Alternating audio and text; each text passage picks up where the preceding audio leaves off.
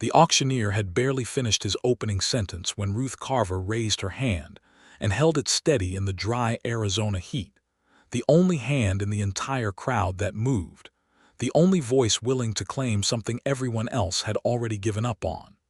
It was the autumn of 1883, and the town of Caldwell Creek sat baked into the red earth of the Arizona territory like a coin pressed into hot wax.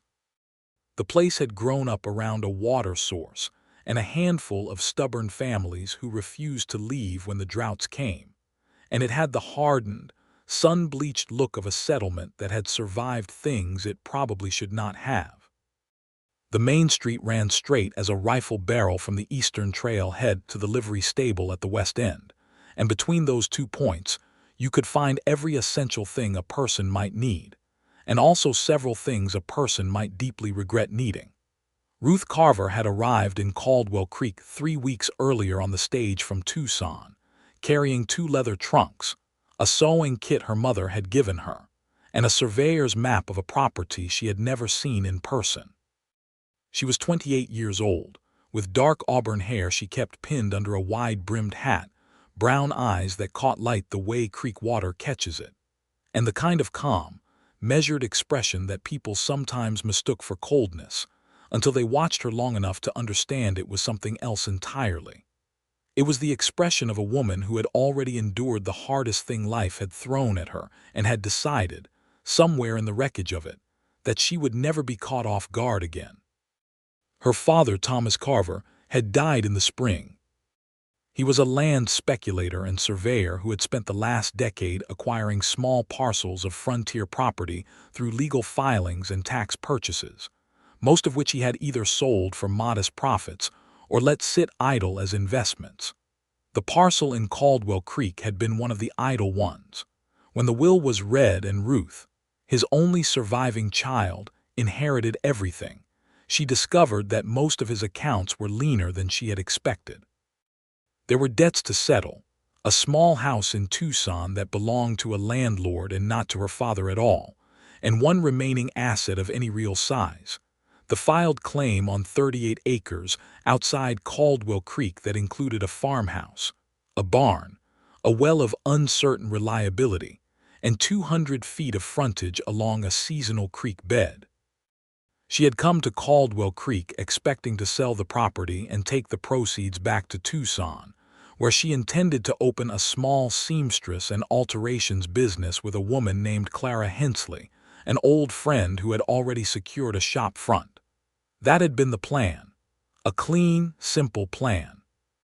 But then she had ridden out to the property on the back of a rented horse and stood in front of the farmhouse in the gold light of a September afternoon, and something had happened to her plan that she could not entirely explain. The farmhouse was in a state that would have made a reasonable person weep. The front porch had partially collapsed on the left side, the boards rotted through from years of exposure without maintenance. 2 of the 4 front windows were missing their glass entirely, and a third had been patched with a piece of oilcloth that the wind had already begun to work loose. The roof had lost shingles in a storm and replaced them with nothing, and the gap showed like a wound when you looked from the right angle.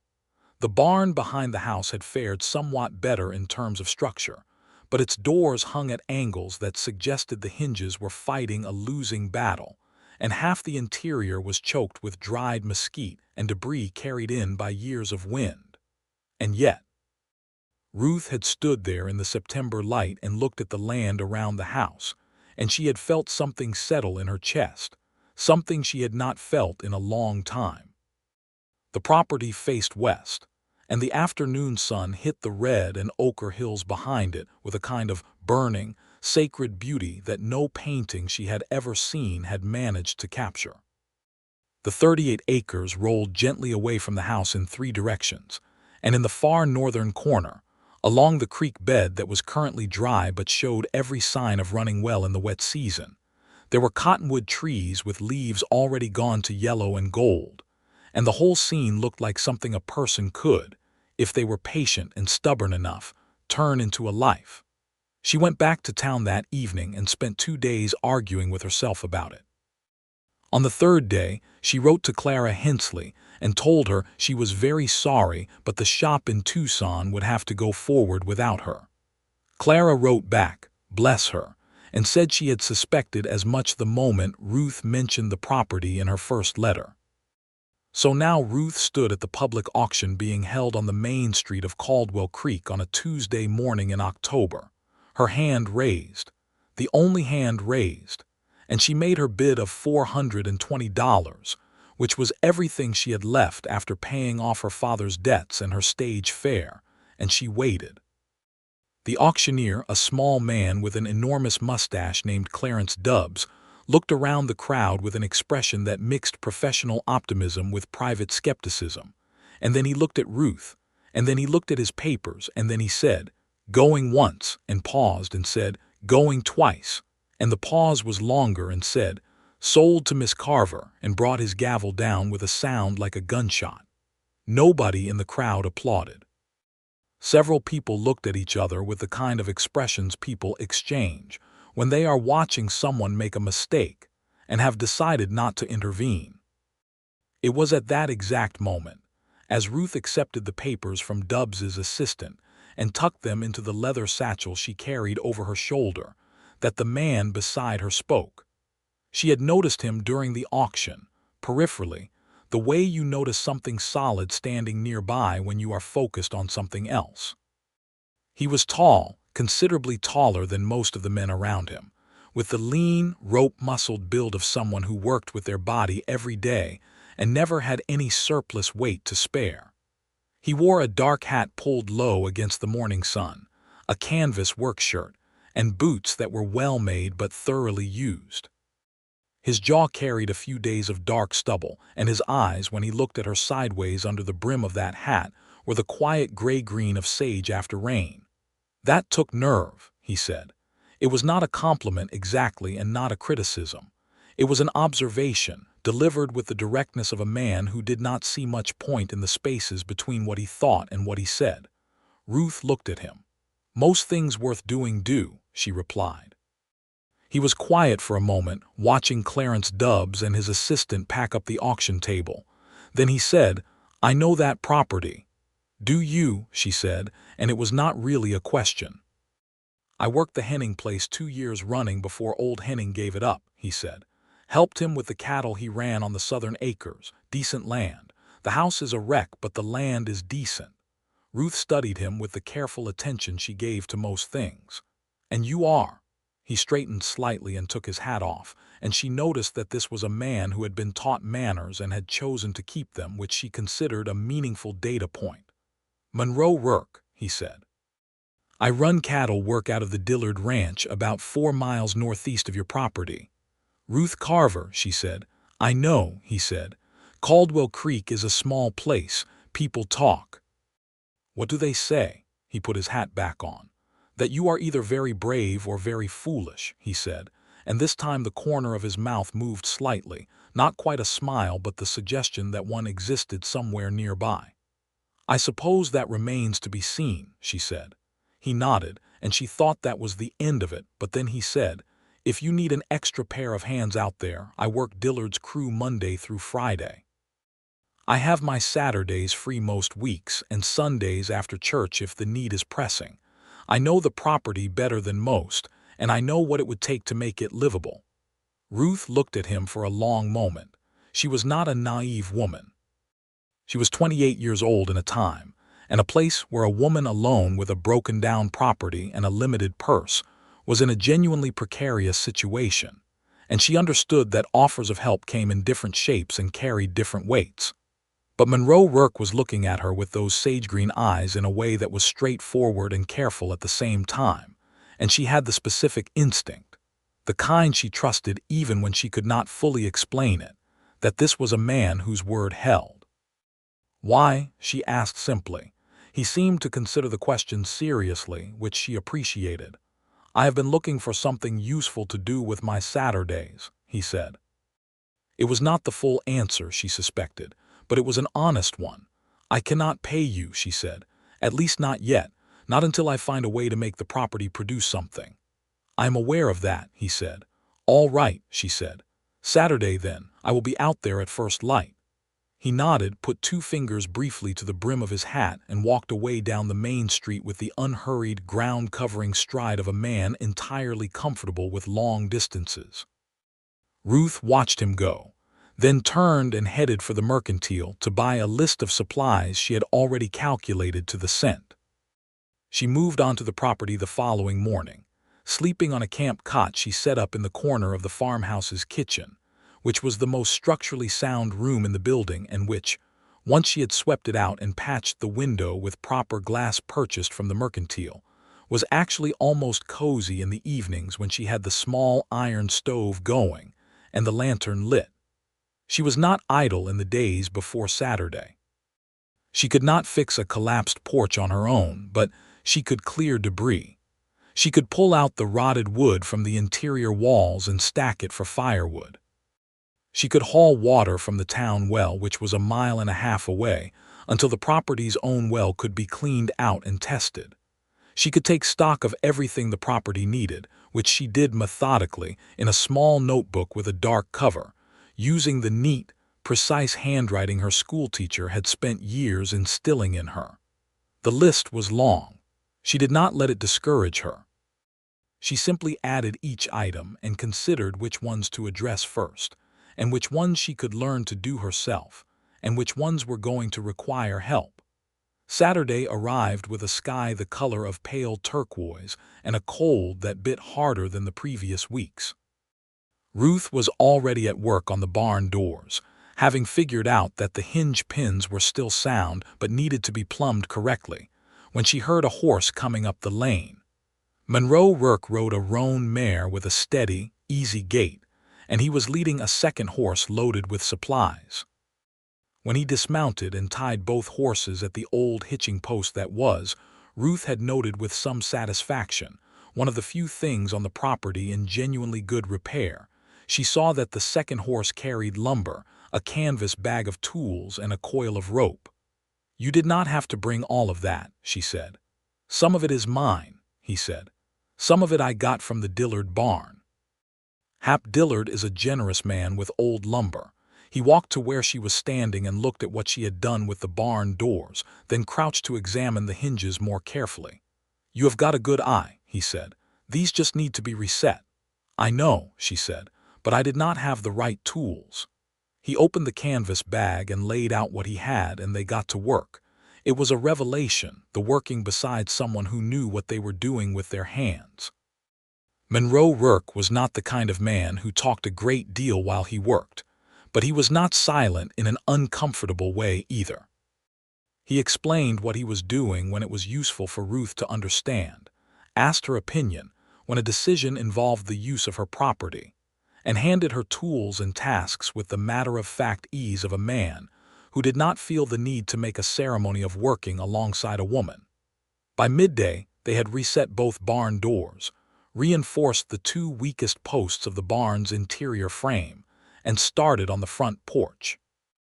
Ruth had brought food, a pot of beans she had cooked the night before and kept warm in the stove, and a pan of cornbread, and they ate sitting on the back step of the farmhouse in the autumn sunshine because the porch was still not trustworthy.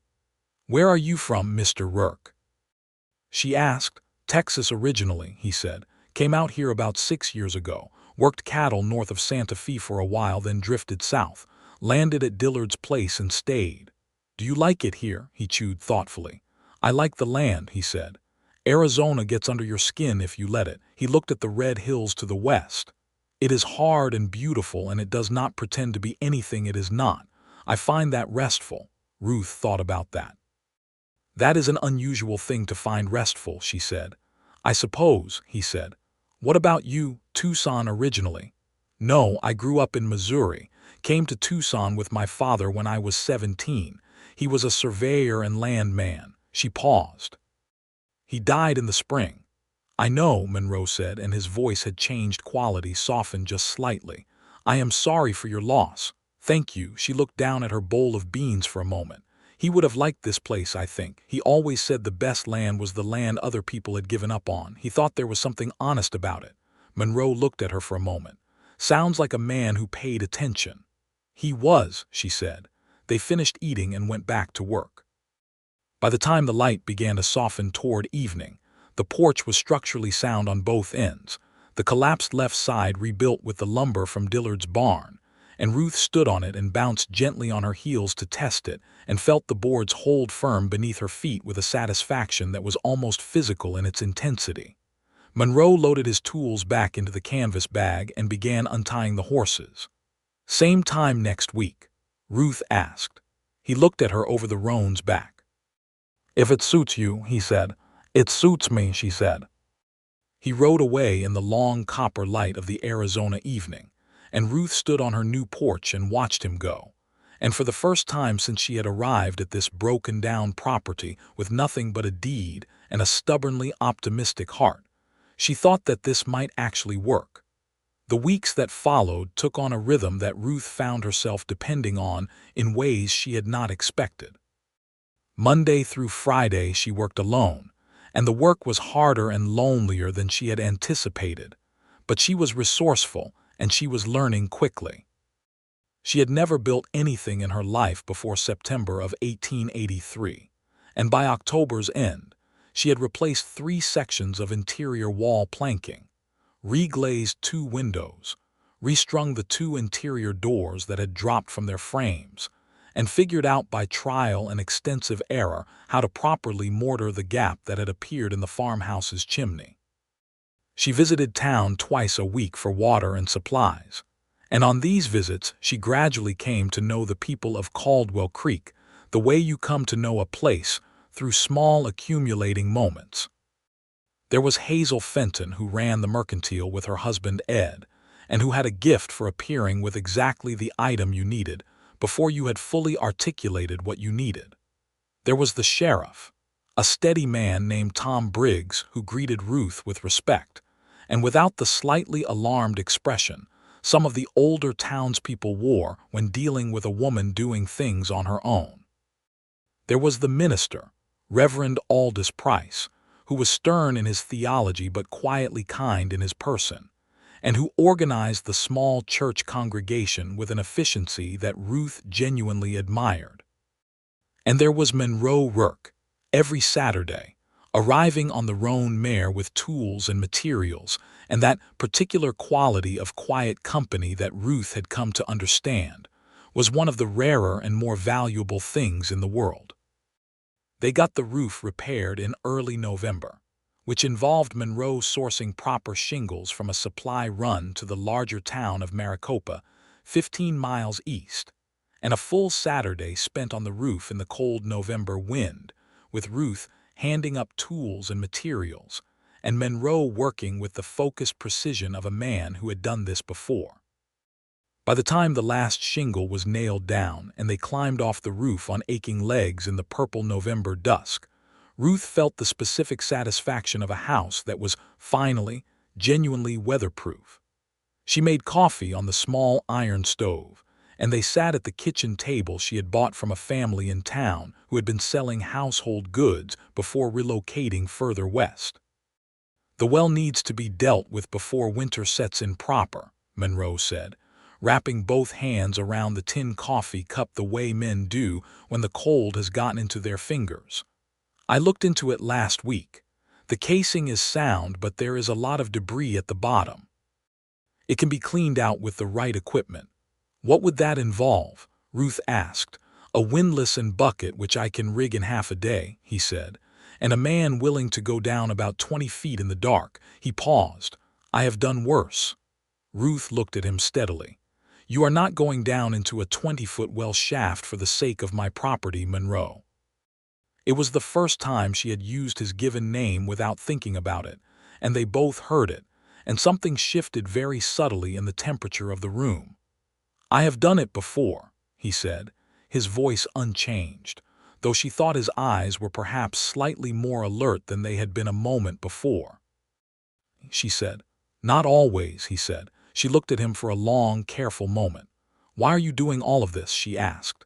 It was the same question she had asked on auction day, but it felt different now, heavier with weeks of Saturdays, heavier with the knowledge she had accumulated of him. Monroe set down his coffee cup and looked at the table for a moment, then looked at her. "Because I think what you are doing matters," he said, "and because I think you are going to make something real here. And because," he stopped, and a beat of silence passed, "because Saturdays at the bunkhouse are a poor way to spend a day." Ruth felt the warmth of that, the thing he had almost said before redirecting himself, and she chose not to press him on it, not yet, because she was still learning the shape of Monroe Rourke, and she did not want to rush past any of it. "All right," she said. "The well, then." He cleaned out the well the following Saturday with the windlass he had built, and a bucket he had made watertight with new leather gaskets, going down into the dark shaft with a lantern tied to a rope beside him, while Ruth stood above and managed the line, and tried not to think too carefully about what 20 feet of vertical dark felt like. He cleared out the accumulated debris in 8 buckets, tested the water that came in from below, and declared it clean and cold and reliable when he climbed back up in the early afternoon with mud on his clothes and a completely untroubled expression. Ruth had been more alarmed than she was willing to show. When he appeared at the top of the shaft and stepped onto the ground, she exhaled a breath she had apparently been holding for some time and said, "Don't do that again without warning me first." And he looked at her with something that was very close to a smile and said, "I was perfectly safe," and she said, "You were perfectly 20 feet underground," which made him actually smile fully, the first time she had seen it complete and unguarded, and it was a good smile, she noted. The kind that started slow and finished with genuine warmth. December came.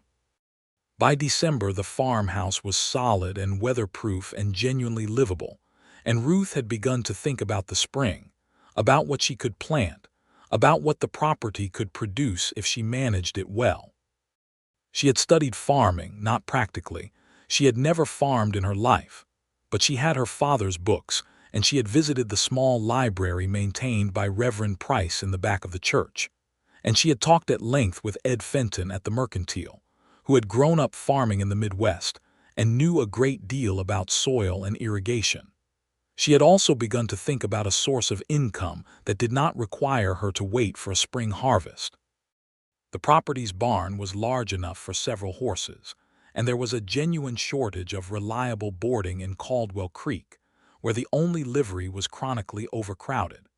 She had been considering this idea for several weeks when she mentioned it to Monroe on the second Saturday of December, sitting on the porch in the thin winter sunshine with their coffee. He listened to the whole idea without interrupting, which was one of the things about him she had come to most appreciate. He was a man who heard things out before he responded. "Sound idea," he said when she finished. "The barn can comfortably take 6 horses if you set up the stalls right. The pasture on the south side is good for turnout. You would need water access to the barn, which we can run from the well with a line and a trough. I have been calculating what I would need to charge per horse per week," she said, and showed him the notebook. He studied it carefully, running his eyes down the columns of figures she had laid out. "Your hay costs are too high," he said. "Talk to Pete Alderman, who ranches about 8 miles south of town. He has more hay than he needs most winters, and he sells it cheaper than what the Mercantile charges." She made a note. "Do you know everyone in this county?" she asked. "Not everyone," he said, "but enough." He handed back the notebook. "You are going to be all right, Ruth." She looked at him. In the pale December light, with the cold hills behind him and the smoke from her chimney rising into the clear blue sky, Monroe Rourke looked like something the landscape had made, as if he and this red earth country had shaped each other and there was no separating them now. "I know," she said, and then quieter, "Thank you." He nodded and looked away at the hills, and she thought that she was beginning to understand the shape of his silences, the way they held things that his words were still working up to. The Christmas season in Caldwell Creek was modest but genuine. Reverend Price organized a church gathering, and Hazel Fenton put red ribbon on the Mercantile windows, and a family of musicians who lived on the north edge of town played at the saloon on Christmas Eve, which was not perhaps the most reverent venue, but was where most of the town gathered because it had the biggest roof and the best stove. Ruth went to the Christmas Eve gathering at the saloon, wearing the best dress she owned, a deep green wool that her mother had sent her from Missouri 2 Christmases ago, and she sat at a corner table with Hazel Fenton and Tom Briggs's wife Margaret, and the music was lively and good, and the warmth of the crowded room was the warmth of a community that had gathered against the cold, which was one of the oldest and most comforting things that people do. Monroe was there, across the room, with some of the Dillard Ranch hands. He was not a man who danced. She had already noted that about him, but he was engaged in conversation with an ease that surprised people who only knew his quietness, because when he was among people he trusted, he could talk. She had heard him laugh several times across the room, a sound she found she was keeping track of.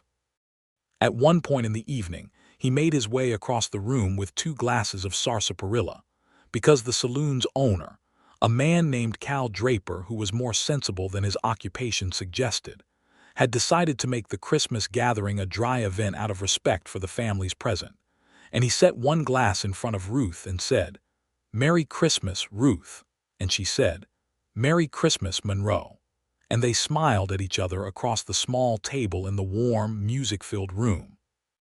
And Margaret Briggs, who missed nothing, caught Hazel Fenton's eye from the other side of the table. Monroe stayed and talked with Ruth and the other women for an hour, easy conversation about the town and the winter and the plans for spring. When he left to go back to the Dillard Ranch before the cold deepened too much, he paused at the door, and across the crowded room his eyes found her, and he touched the brim of his hat, and she felt something she had been very carefully not naming for the past several weeks announce itself in her chest with the clarity of a bell. January in Arizona was cold in a way that surprised people who had not experienced it, the desert's cold being a dry, cutting thing that came down off the mountains and worked its way into buildings through every gap. But Ruth's farmhouse was sealed now, and the iron stove was reliable, and she had laid in enough firewood and supplies for the deep of winter, and she found that she did not mind the shorter, colder days the way she had expected. Monroe still came on Saturdays. There was always work to do, and even when the outdoor work was limited by the cold and mud of midwinter, there was interior work, framing out the 2 extra bedrooms she wanted, building proper kitchen shelves, making the place not just livable but genuinely good. On the 2nd Saturday of January, they were working in the larger of the 2 extra bedrooms, and Monroe was explaining to Ruth how to properly nail framing lumber so that it would not work loose in the expansion and contraction of changing temperatures, and Ruth was paying close attention, because she intended to be able to do this herself in the future. And somewhere in the middle of his explanation, she became very aware of how close they were standing. Him behind her with his hand over hers on the hammer, guiding the angle of the stroke. She turned her head slightly and his face was inches from hers, and the explanation stopped. For a moment neither of them moved. Then Monroe stepped back, and the cold air rushed between them, and he said, with a careful steadiness that sounded like it had cost him something, "I think you have got the angle now." "Yes," Ruth said, and her voice was equally careful. "I think I do." They both went back to work, and neither of them said anything more about it, but the thing that had been building between them for months was very present in the room now, undeniable in the way that something becomes when it has been denied for too long. Ruth drove the nail home with 3 clean strokes and examined it with satisfaction. "Perfect," Monroe said, from a safer distance. "Yes," she said again, and meant more than the nail. It was a February Tuesday, not a Saturday, when Monroe appeared at the farmhouse in the mid-afternoon on his roan mare, and Ruth knew immediately that something was different because he had never come on a weekday before.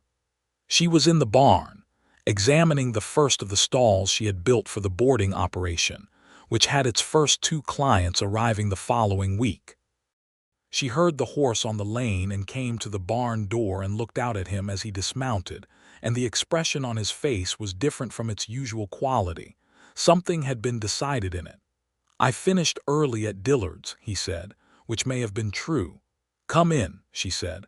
"I will put coffee on."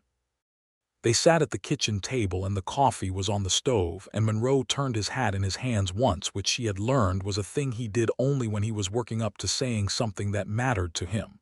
"Ruth," he said, "I want to tell you something." "All right," she said. "When I offered to help you the day of the auction," he said, "it was not entirely because I had nothing else to do on Saturdays." She did not say anything. She waited. "I had noticed you before that," he said. "You were in town a few times the week before the auction, and he stopped, looked at the hat. "There is something about the way you look at things. You look at everything like it is worth understanding. I do not meet many people who do that." Ruth felt warmth move through her that had nothing to do with the stove. "I do not know how to say this in a smooth way," Monroe continued, and the slight roughness in his voice was more honest than any smoothness could have been. "But I have come to care for you a great deal, more than I have cared for anyone in a long time, and I am not asking anything from you because you have enough to manage without that added weight. I only wanted you to know it, because it seemed wrong to keep working beside you every week without you knowing." Ruth looked at him across the kitchen table, this quiet, solid man who had given her his Saturdays and his strength and his knowledge for months and had never once asked for anything in return, and who was now sitting in her kitchen turning his hat in his hands and being more honest than most people managed to be in a year. "Monroe," she said, and her voice was very steady, "I have cared for you for some time. I think since November at least. I was not sure what to do with it." He looked up at her. "I am not easy to live alongside," she said. "I am particular about how things are done, and I have a great many opinions about most things, and I have never in my life been the kind of woman who waits for someone else to solve her problems." "I know," he said. "I like those things about you. And I am not sure what exactly I am saying," she said, "except that if you wanted to come on a Wednesday sometime as well as a Saturday, I think I would like that." He looked at her for a moment, and then the slow, genuine smile came, the one she had catalogued from the day of the well, and he said, "I think I could manage a Wednesday." The courtship of Ruth Carver and Monroe Rourke proceeded with the same quality that characterized both of them separately, carefully, directly, and with a deepening warmth that had been building so long that, when it arrived fully, it felt like something the land itself had been holding in trust for them. He came on Wednesdays and Saturdays. They rode out sometimes to look at the land together, Ruth with her notebook and Monroe with his long knowledge of the territory, discussing what the southern acres might support if properly fenced, whether the creek bed would run enough water in the wet season to supply irrigation for a kitchen garden, what cattle or sheep the grazing land might carry. He took her to dinner at the hotel dining room in Caldwell Creek on the first Friday of March, and she wore the green wool dress again, and they sat across from each other at a table by the window and talked for 3 hours, so deeply absorbed in conversation that the waiter cleared the dessert plates twice before they noticed. He told her about Texas, about growing up the second son of a ranching family that had worked hard for everything it had, and had still lost most of it in the droughts and market crashes of the 1870s. He told her about the years of drifting, working one ranch and then another, getting good at the work because getting good at things was the only way he knew to respond to difficulty. He told her about a woman he had planned to marry in New Mexico 8 years ago who had changed her mind and chosen someone else, and how that had recalibrated his sense of what he wanted from his life going forward. "What did it recalibrate it toward?" Ruth asked. "Something real," he said. "I decided I would rather wait until something real presented itself than fill the time with something that was not." "And has something real presented itself?" she asked, looking at him steadily across the table. "You know it has," he said. She reached across the table and put her hand on his, and he turned his hand over and held hers, and in the warm lamplight of the hotel dining room, with the cold March night outside the windows, that felt like the most important thing either of them had done in a long time. Spring arrived in Caldwell Creek the way it did in Arizona, abruptly, without apology. A sudden warmth that turned the desert from gold to green overnight and filled the creek bed on Ruth's property with a bright, cold run of water that chattered over the stones exactly as she had hoped it would. She planted a kitchen garden in April with advice from Ed Fenton and seeds from the Mercantile, and the first small green shoots appeared in the second week of the month, and Ruth knelt in the dirt beside them with a feeling that she had not expected, something close to wonder. The boarding operation was going well. She had 4 horses in the barn by March and was at capacity by April, with a waiting list that she had not anticipated. Word had traveled to the surrounding ranches that Ruth Carver kept a clean, well-managed barn with reliable water and quality hay, and that the horses in her care came back to their owners in better condition than they had arrived, and the reputation that a boarding operation lives and dies on was establishing itself. She was not rich, and would not be for some time, but the accounts in her small notebook were moving in the right direction for the first time, and the feeling of a thing she had built with her own hands beginning to carry its own weight, was a feeling she kept returning to because it was so good. Monroe was there every Saturday and Wednesday, and the evenings sometimes stretched past when he had said he would leave, both of them talking on the porch in the spring air, or walking the property in the golden afternoon light, or sitting at the kitchen table long after the coffee was finished, until the stars were bright and full outside the window, and the coyotes had started their distant conversation with the dark.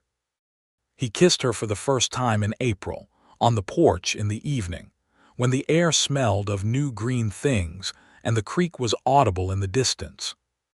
They had been standing side by side looking at the western hills going red and gold in the sunset, and he had turned to say something. She never remembered afterward what it was he had meant to say, and she had turned at the same moment, and the words went unspoken because neither of them needed them.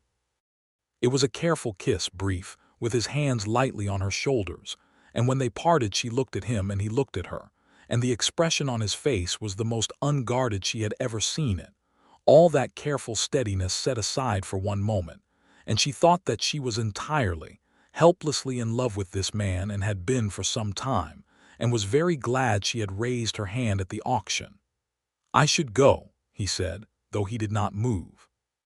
"You probably should," she agreed, though she did not step back. Another moment passed. "I will see you Saturday," he said. "Wednesday," she said. "I will see you Wednesday." He smiled and went, and she stood on her porch in the April evening and listened to the hoofbeats of his horse fade down the lane, and the stars were coming out, and the creek was singing over its stones, and everything was exactly, perfectly right. May brought a complication. It arrived in the person of a man named Gareth Plum, who was a representative of the Southwestern Land and Development Company, a Phoenix-based organization that had been quietly acquiring property in the area around Caldwell Creek for the past year. He appeared at Ruth's property on a Wednesday morning when Monroe was not there, which may or may not have been coincidental, riding a fine horse and wearing the kind of suit that announced immediately that its owner spent most of his time in cities. He was polite. She gave him that much. He was smooth in the way of men who dealt in transactions for a living, and he made his pitch with the practiced ease of someone who had made it many times before. The Southwestern Land and Development Company was very interested in acquiring parcels along the creek corridor in this area, he explained. The company was planning infrastructure development. Water rights were becoming increasingly valuable as the territory's population grew. He was authorized to offer her a price for the property that was, he said with confidence, considerably more than she had paid for it. Ruth listened to all of it. She had her notebook on the kitchen table, and she had been working on the month's accounts when he arrived, and she sat across the table from Gareth Plum with her hands folded and her expression entirely composed. When he finished, she asked him several specific questions about the company's plans, the nature of the development, and what would happen to the creek water rights under the proposed arrangement. His answers were technically informative but actually very vague, which told her a great deal. She thanked him for coming and told him she would think about it. He left with the careful smile of a man who was not used to not getting a yes on the first try. When Monroe arrived on Saturday, Ruth told him the whole story while they were walking the south fence line, which needed 2 new posts. She told it accurately and completely without editorializing because she wanted his honest read of it before she gave him hers. He listened, and then he was quiet for a moment, measuring the distance to the next fence post with his eye. "How much did he offer?" he asked. She told him. Monroe nodded slowly. "It is a fair price," he said. "It is," she agreed. "About 30% above what I paid." "But," he said. "But if the creek water rights are what they are actually after," she said, "and the development they are planning involves diverting or controlling that water, then every property upstream and downstream of this one gets affected. And the people who depend on that water, the smaller ranchers, the families who have been here for years, they do not have the resources to fight a Phoenix company for water rights in a territory court." Monroe looked at her. "You thought all of that through already," he said. "I have had 3 days," she said. He was quiet for another moment, looking at the hills. "Tom Briggs would know if anything has been filed with the county," he said. "And there is a land attorney in Maricopa who handled a water dispute between 2 ranchers a few years back. He knows this territory's law better than most." "I was thinking the same thing," Ruth said. "What do you want to do?" he asked. She looked at the creek, at the cottonwoods along its bank now in full May leaf, at the water running clear and cold over the stones, at her property in the full green bloom of spring. "I want to stay," she said. "I am not selling." He looked at her, and something in his expression was very warm and very serious at the same time. "Then we deal with Plum and his company," he said. "Together." The word "together" hung in the spring air between them, and she thought it was one of the best words in the English language. They drove into Maricopa the following week, Monroe and Ruth, in a wagon Ruth had traded several months of horse boarding for, a good trade she was still pleased about. The attorney in Maricopa was a lean, precise man named Oliver Vance, who had the manner of someone who read documents for pleasure, and he listened to their situation with sharp attention and then went to his files. What he found was not surprising, but it was useful to have confirmed. The Southwestern Land and Development Company had filed water rights applications with the territorial authority on 3 parcels along the creek corridor, all downriver from Ruth's property. If they acquired Ruth's parcel, they would control the primary intake point and could legally manage the flow. "Can they be stopped?" Ruth asked. "They can be contested," Vance said. "Water law in the territory is still being established. There is genuine legal argument to be made for prior appropriation rights by the existing property holders who have been using the creek, and there is a territorial statute regarding reasonable use that could be invoked." "What would it cost?" Monroe asked. Vance named a figure that was significant but not ruinous. Ruth and Monroe looked at each other. "Can you organize the other property holders?" Vance asked. "If you can bring multiple parties to the contest, the costs divide and the legal position strengthens considerably." Ruth thought of the smaller ranchers she knew through Monroe, the families who had been on this land for a decade or more, who depended on the creek water every dry season. "Yes," she said, "I believe we can."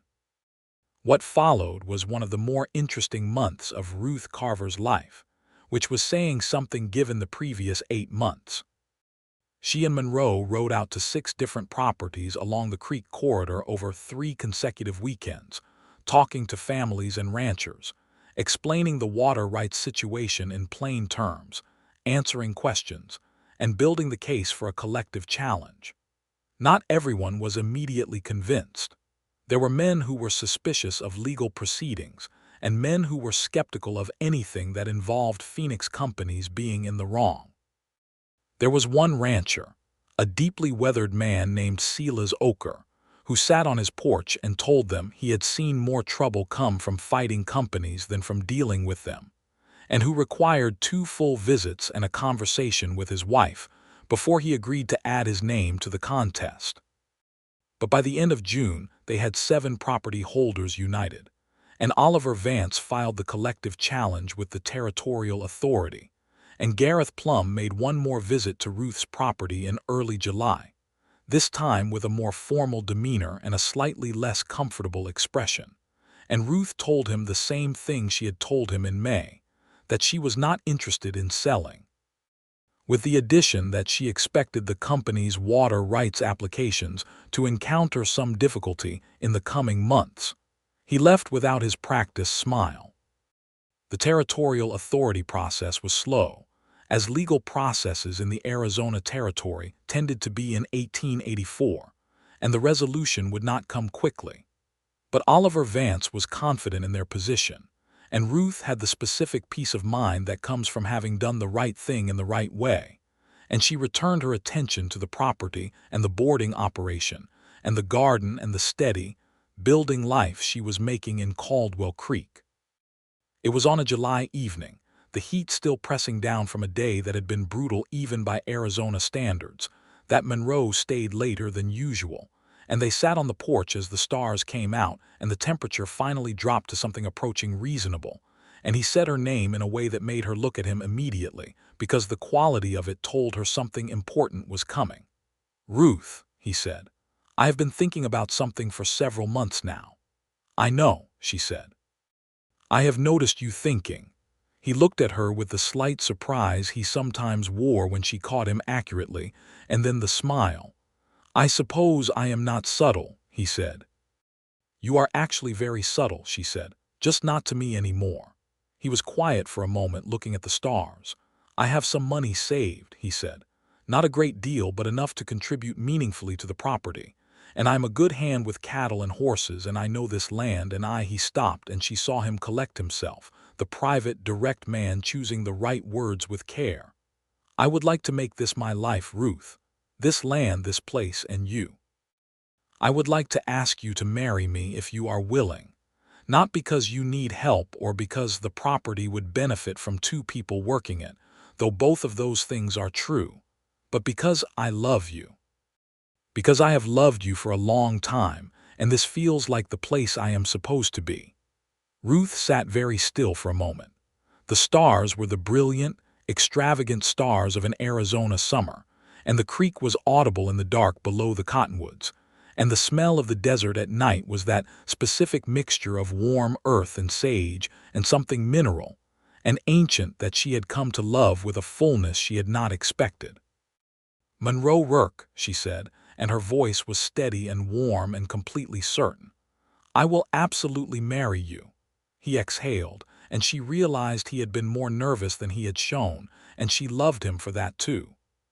She reached over and took his hand where it rested on the arm of his chair, and he folded his fingers through hers, and they sat like that for a long time in the summer night, not needing to talk, the silence between them full and easy and entirely right. They were married in September of 1884, 1 year almost to the week after Ruth had raised her hand at the auction and claimed a broken-down property that nobody else wanted. Reverend Price performed the ceremony in the small church, which was full to capacity because Caldwell Creek was a community that understood the significance of a good marriage and showed up for it accordingly. Hazel Fenton had made a cake with dried apricots and honey, which was the finest thing Ruth had tasted in recent memory.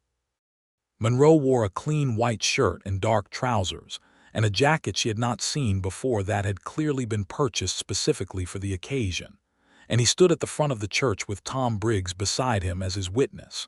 And when Ruth came down the short aisle in a cream-colored dress she had made herself over the past 3 months, he looked at her with an expression so openly, unguardedly tender that Hazel Fenton pressed a handkerchief to her eyes immediately.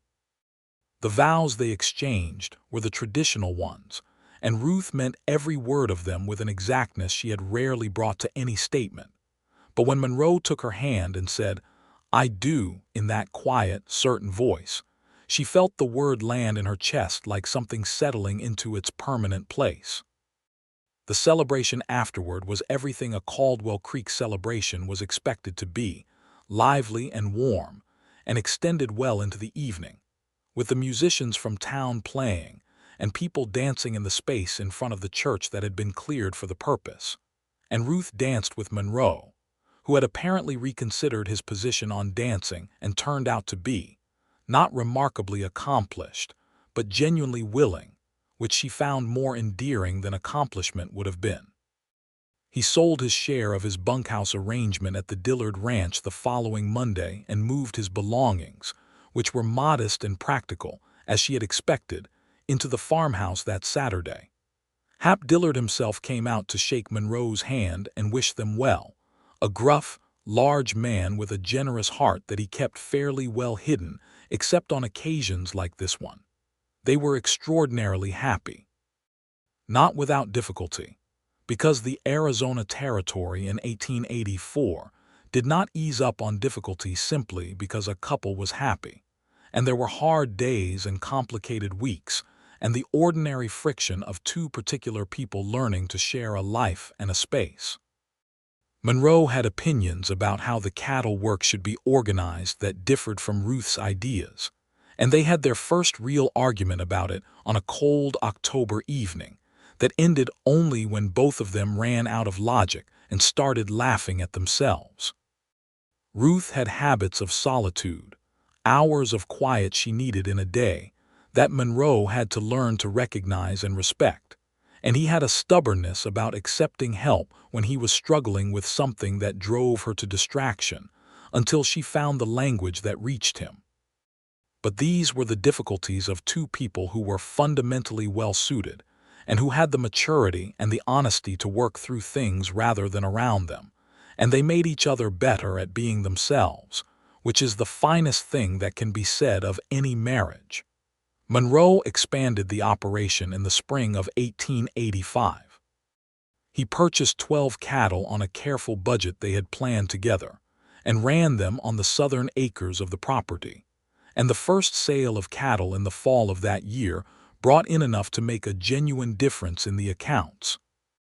Ruth's boarding operation continued to grow, and she had hired a 15-year-old boy named Joey Carmichael to help in the barn on afternoons, a good-natured young man who appeared to have a natural gift with horses, and who she suspected would make a fine horseman if someone took the time to teach him properly. Monroe took the teaching seriously, spending an hour a day with Joey when the work allowed, and the boy thrived under it. The Water Rights Challenge was resolved in late 1885, when the territorial authority ruled largely in favor of the existing property holders along the creek corridor. The Southwestern Land and Development Company retained limited rights to water at the far downstream end of the corridor, rights that were specifically circumscribed to prevent the diversion and control they had originally planned.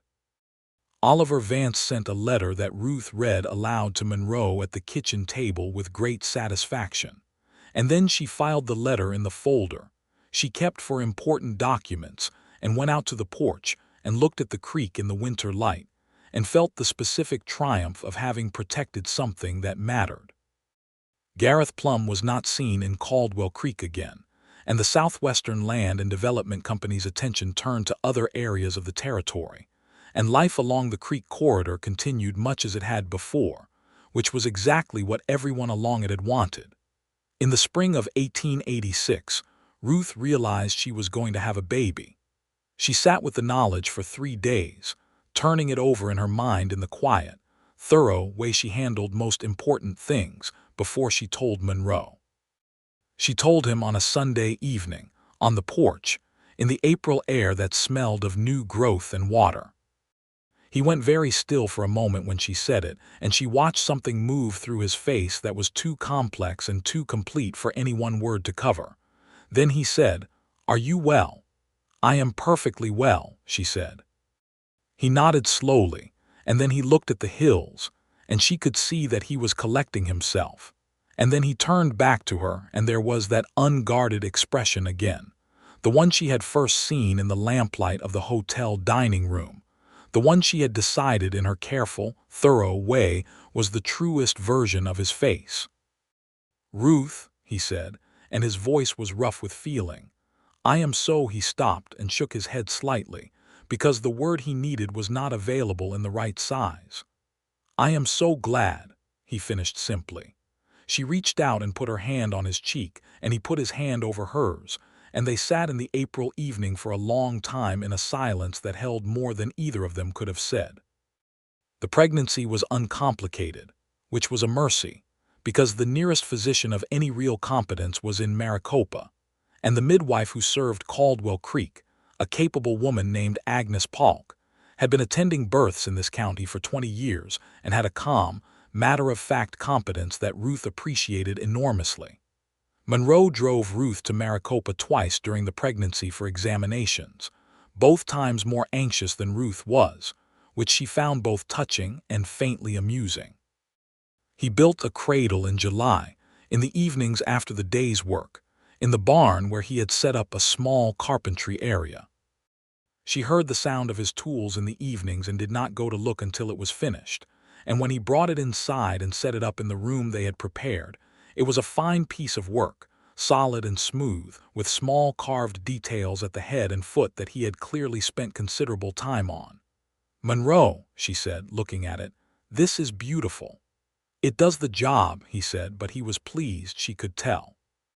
Their son was born in October of 1886, 3 years after Ruth had stood at the auction with her hand raised, and her $420 and her stubborn, optimistic heart.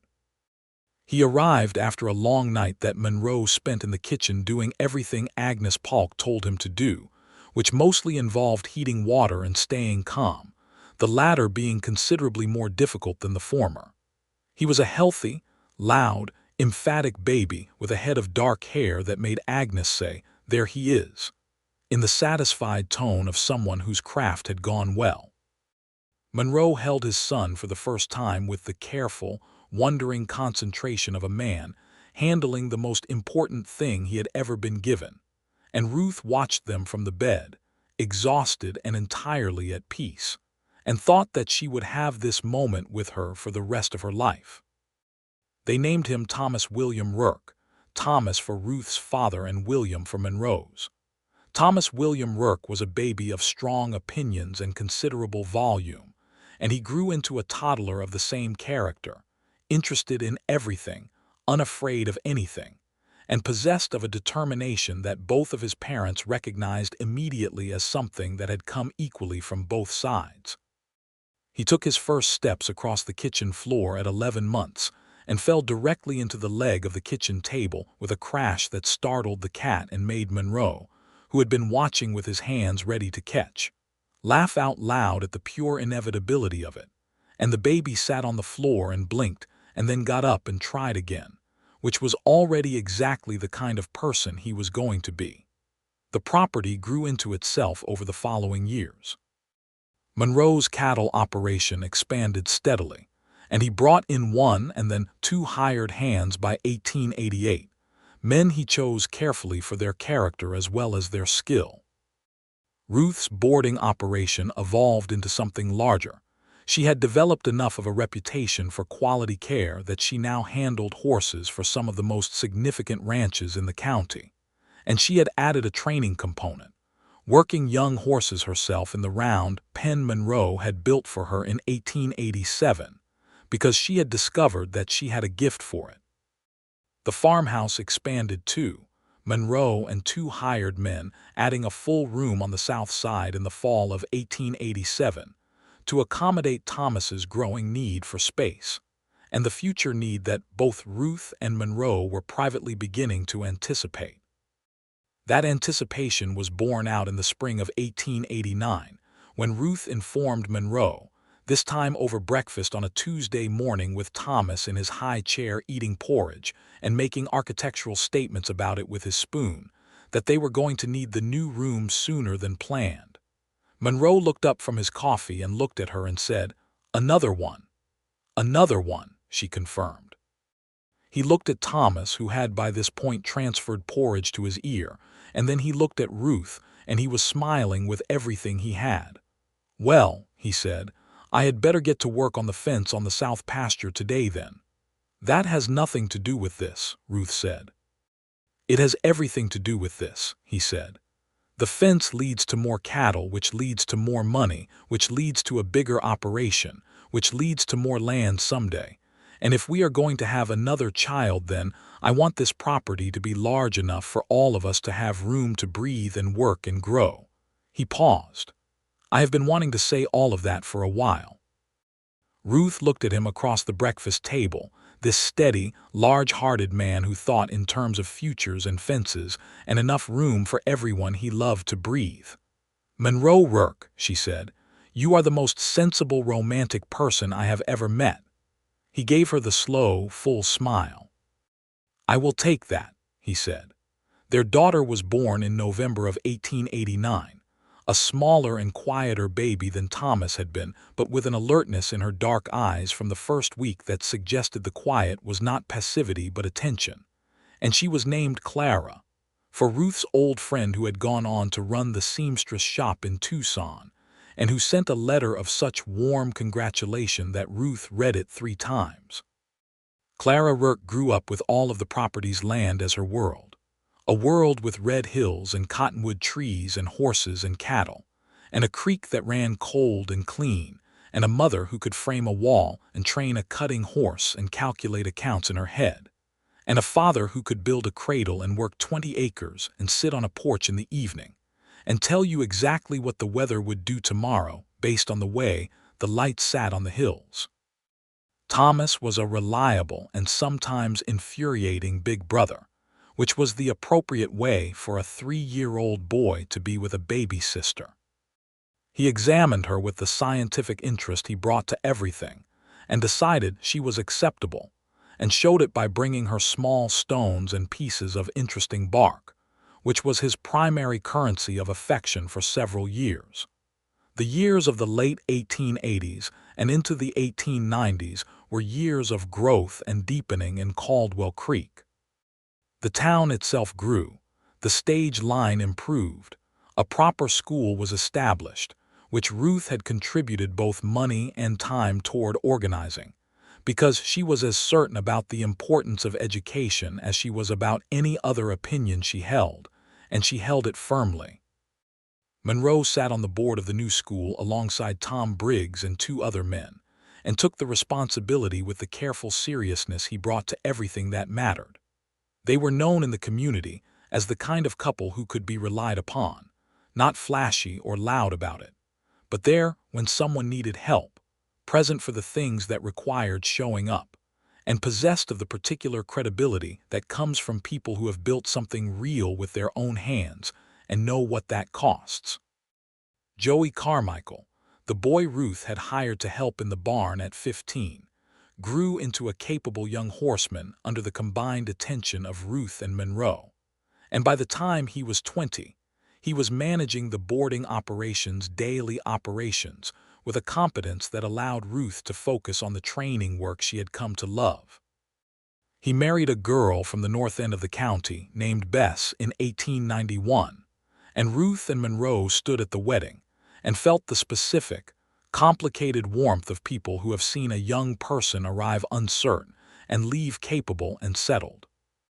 In the spring of 1892, Oliver Vance wrote from Maricopa with the final resolution of an ongoing boundary dispute with a neighboring property that had been grinding slowly through the county process for 2 years, a case that was resolved entirely in the Rourke's favor, which meant the north fence line of the property ran where Ruth had always maintained it ran, which was 14 feet further north than the neighbor had claimed, and which gave the property access to a small additional water source that mattered considerably in dry years.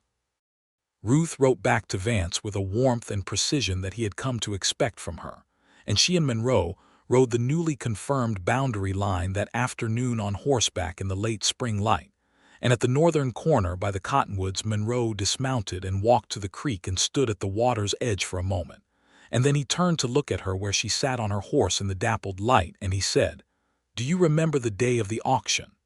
"Of course," she said. "You were the only one who raised your hand," he said. "I know," she said. "Everybody in that crowd thought you were making a mistake," he said. She looked at the creek, at the cottonwoods, at the hills beyond, at the man standing in front of her with the years of this land and this life settled in his face in the best possible way. "Did you?" she asked. He shook his head. "I thought you were the most interesting person I had ever seen," he said. "And I thought that whoever ended up standing beside you in whatever you were building was going to be very fortunate." "And are you?" she said. "Fortunate." He walked back to his horse, and he put his foot in the stirrup and swung up, and he looked at her sideways from under the brim of his hat with those sage-green eyes, and he said, "Every single day." They rode back to the house in the afternoon light, side by side on the trail that ran along the creek, listening to the water and the birds and the wind in the cottonwoods, and the sound of two horses moving through good land at a comfortable pace. And ahead the farmhouse was visible, with its sound roof, and its rebuilt porch and its windows catching the light. And from inside came a sound that was Thomas and Clara in some kind of spirited negotiation, which was a sound that had become one of the fundamental textures of their lives, as ordinary and as precious as the creek. By the middle of the 1890s, the Rourke property had become something that people in the county pointed to when they wanted an example of what patience and work and good judgment could make from unpromising beginnings. The 38 acres had not expanded numerically, but had been developed with such care and intelligence that they produced beyond what most properties of their size managed. The cattle operation was small but consistently profitable. The horse boarding and training had a reputation that reached well beyond Caldwell Creek. The kitchen garden had grown over the years into a productive kitchen and market garden that supplied the house and sold the surplus to the mercantile and to several families in town. Monroe hired on a second full-time hand in 1893, a quiet, steady man from the southern part of the territory named Cord Rays, who turned out to have a natural ability with difficult horses that complemented Ruth's training work perfectly, and who became over the years something of a fixture at the property, taking his meals with the family most evenings and being treated, without any ceremony about it, as someone who belonged. Thomas grew up long-legged and capable, with his mother's directness and his father's ease with the land. By his 14th year, he was working as a genuine hand on the cattle operation, not as a token task, but as real labor that Monroe trusted, and the two of them rode the property and the surrounding range together with the comfortable companionship of people who understood each other without needing to explain themselves. Ruth watched them from the porch sometimes, coming back in the evening on their horses with the work done, and felt something so full and complete that she had never found the right word for it and had stopped trying to. Clara at 9 was her own complete person, quiet and observant and of fierce opinions that she expressed with a precision that made Monroe say privately to Ruth that she was going to be either a judge or a general and possibly both. She had her mother's auburn hair and her father's gray-green eyes, and the specific combination of their characters that seemed to have produced something more interesting than either component alone, which is perhaps the finest thing that children do. She had shown an aptitude for figures, and for reading that Ruth cultivated with particular attention, making sure the books in the house were changed frequently, and that the Caldwell Creek school teachers understood that Clara Rourke was to be given every challenge available because she went through standard material the way a good horse goes through easy country, without breaking a sweat. In 1895, Ruth received a letter from Clara Hensley, her old friend in Tucson, whose seamstress shop had grown into a genuinely successful business, and who had married a kind man named Herbert and had 3 children of her own. The letter proposed a visit, the first in the 12 years since Ruth had last seen her friend, and Ruth wrote back with an immediacy that surprised no one in the household. "Yes, absolutely yes, come and stay as long as you can." Clara Hensley arrived in August of 1895, and the week that followed was one of the most purely enjoyable that Ruth could remember, the two old friends talking for what seemed like entire days at a stretch, catching up on 12 years of separate lives with the ease of people whose friendship had been genuine enough to survive distance and time without damage. Clara Hensley examined the property and the household in Monroe and the children with the sharp, warm attention of a woman who genuinely cared about her friend. And on the last evening of her visit, sitting on the porch with Ruth while Monroe put the children to bed, she looked at Ruth with an expression that combined satisfaction and something close to awe and said, "You were right to do it. I thought you were being impractical and I was wrong. This is everything." "You were not wrong to worry," Ruth said. "It was a great deal of uncertainty." "But you were not uncertain," Clara Hensley said. Ruth thought about that. "I was uncertain about many of the specifics," she said. "I was not uncertain about whether it was worth trying." Clara Hensley looked at the hills in the last light. "And Monroe," she said, "he was not part of the original plan." "He was not," Ruth said. "Best departures from the plan are not," Clara Hensley said. Monroe came out onto the porch then, with 3 cups of coffee, as he often did in the evenings, and he gave one to Clara Hensley and one to Ruth. And he settled into his chair and they sat in the August evening as the stars came out, enormous and near in the desert sky. And Clara Hensley looked at the two of them and felt the warmth of them together, a warmth that had nothing performed about it. That was simply the natural temperature of two people who had built something real together and were sitting in it.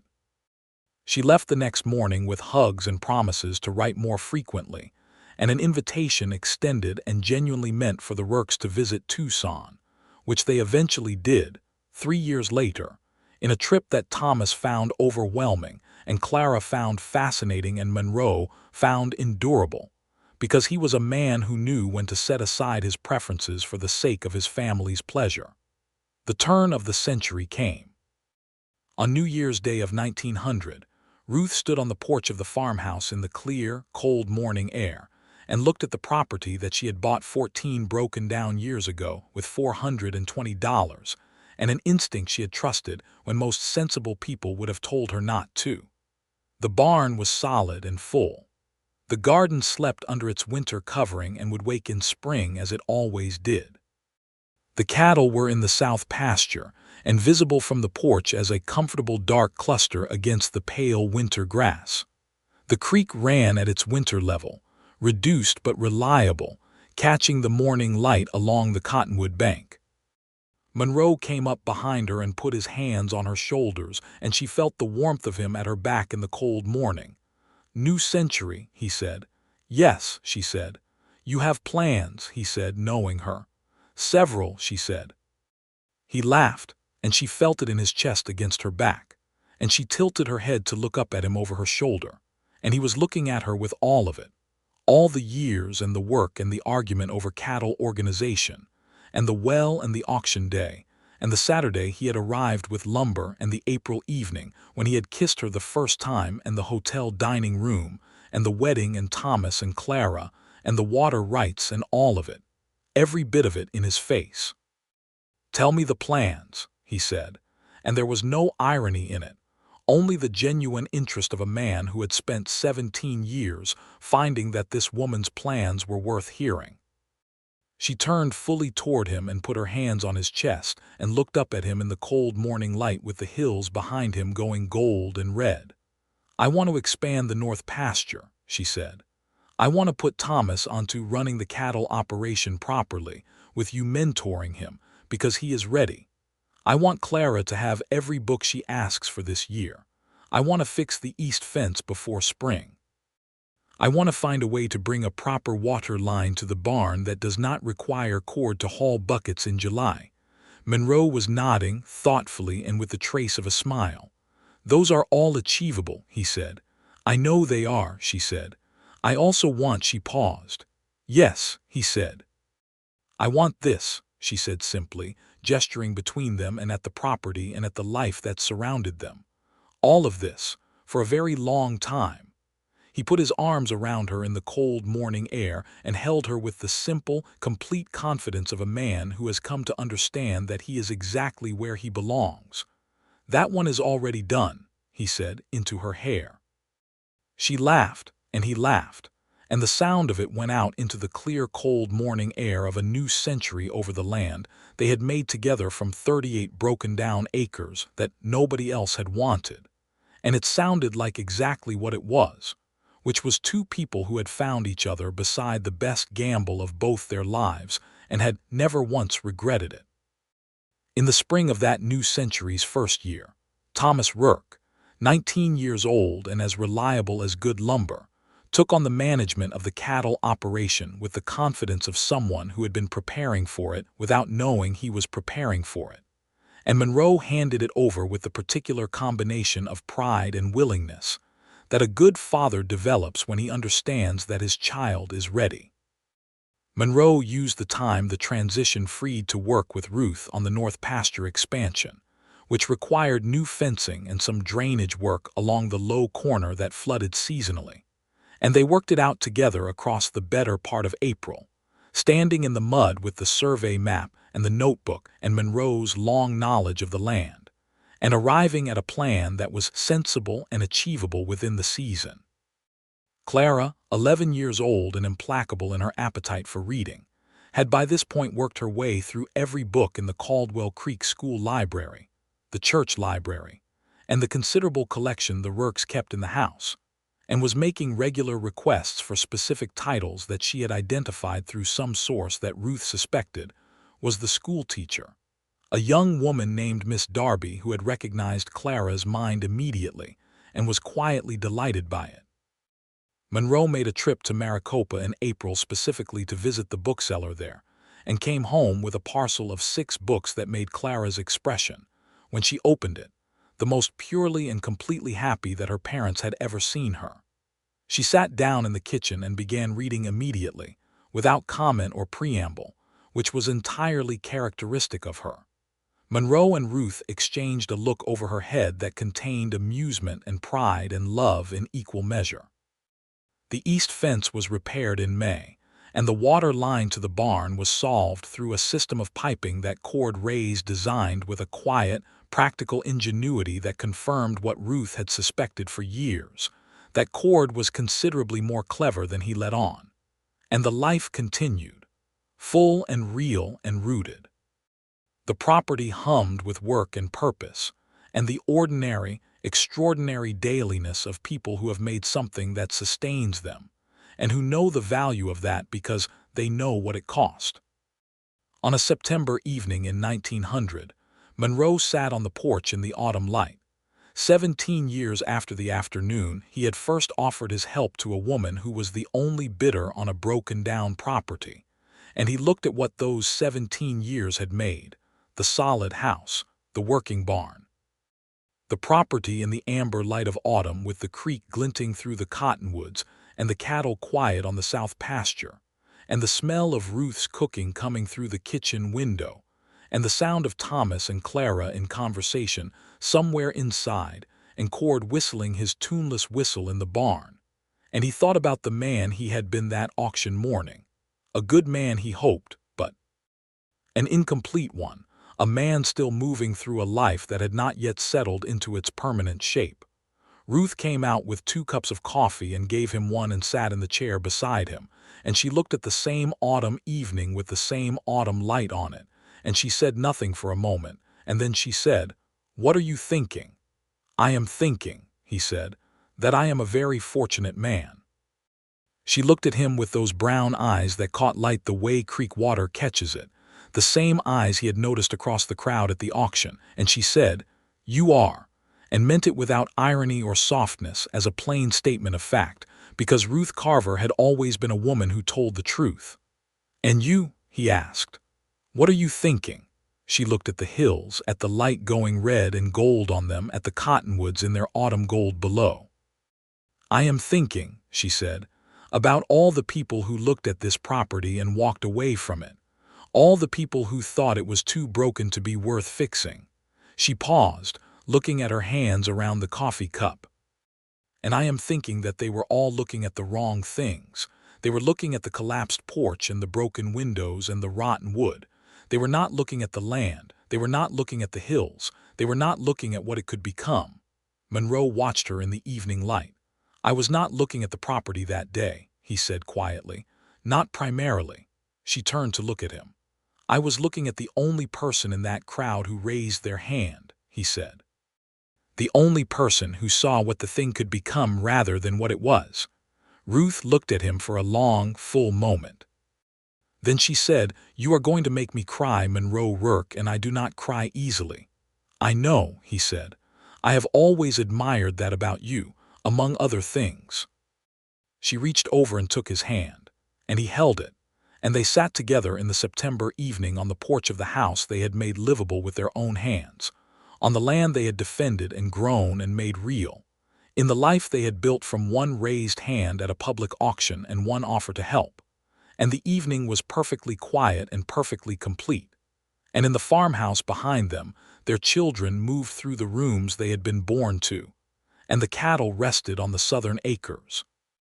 And the creek ran cold and clear through the cottonwood roots, and the red hills of Arizona caught the last light of the day and held it in that particular burning, sacred beauty that had settled into Ruth Carver's chest the very first time she had seen it, and had never fully let go.